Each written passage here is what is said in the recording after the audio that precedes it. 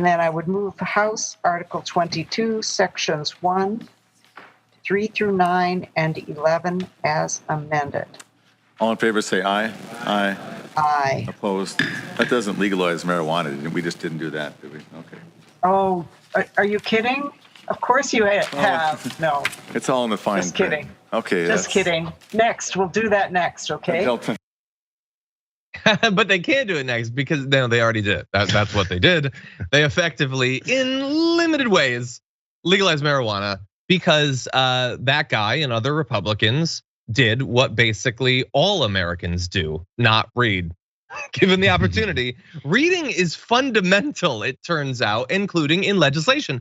As a result of what you just saw being discussed, Minnesotans who are 21 or older can start buying edibles and beverages that contain THC, the ingredient in cannabis that gets you high. Thank you, Minnesota Star-Tribune, under a new state law that takes effect Friday. And they try to be a little bit needlessly fair, saying it's unclear if leaders of the Republican-controlled Minnesota Senate fully realized the law would legalize Delta-9 THC edibles before they agreed to pass it. Senator Michelle Benson said she knew it would, but did not discuss that specifically with the Republican Senate Majority Leader. And they have quotes from other Democrats saying that we didn't think it would really help to be very clear about exactly what it does, but they counted on the fact, I guess, that the Republicans wouldn't read clearly. Anyway, how does this really work? Well, apparently some believe that they didn't realize the new law would legalize edibles containing Delta-9 THC. They thought it would only regulate Delta-8. And as we all know, the difference between those is that Delta-8 has a double bond on the 8th carbon atom. Delta-9 is a double bond on the 9th carbon atom, as everybody knows. Duh. And one is more potent because of the carbon atoms. But that is actually what it means in practice. And now the Republicans want them to like roll it back. No, get out of here. They're gonna be rolling something else. Stop stripping away people's rights and maybe we'll give you a take back seize on the edibles, but no. Did you notice the fire and fervor that these folks fight against legalization of marijuana across the country, and how it's gonna kill people? Oh my God, we got more mass shooters because we heard Laura Ingraham and Tucker Carlson constantly saying. But you know, in that whole video that we just watched of when they accidentally legalized it to a degree, their hair wasn't on fire. Then we're going, oh my God, we've just destroyed our entire state.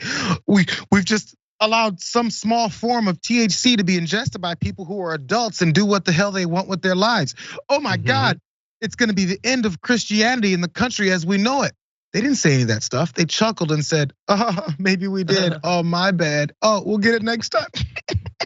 You know why? Because it's not that actually important to them. When it's them being themselves, when it's not them doing rehearsed lines about how moral they are and how the Democrats are the druggy party. You just accidentally passed some druggy legislation. Are you now evil? No, they laughed about it. It just shows they don't actually care.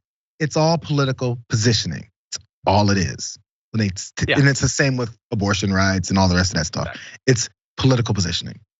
Yeah, 100%. And by the way, who cares? Honestly, like they don't. It doesn't matter. No, I mean they don't care, but they shouldn't care. Like it is insane in any context to care this much about something as benign as weed. It is not. I am not going to tell you that if lots and lots of people started smoking or consuming marijuana in one form or another, that nothing bad would happen. What I'm gonna tell you is that they're already doing that and it doesn't matter in literally any way. People smoke everywhere, legal, not legal, it doesn't matter. It's ubiquitous, they already do it. But it is an added layer of like, come on, seriously in American politics, that we're being told if you even propose that really young guys have to wait a few years to buy weapons of war, you're insane, but you definitely shouldn't be able to consume marijuana. You could get as much as drunk on vodka as you could buy like 10 gallons of vodka, you could pour it over your head, you could bathe in it, you could do whatever you want, but a little bit of an edible, too dangerous. You can't be trusted with it, seriously.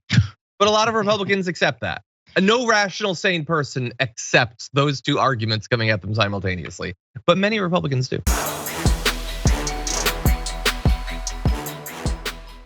For more political news breakdowns, interviews, stories of activism, and me trying my hardest to care about the occasional big celebrity news story, subscribe to our YouTube channel at youtube.com/The Damage Report. And you can ring the bell wherever it is so you don't miss anything.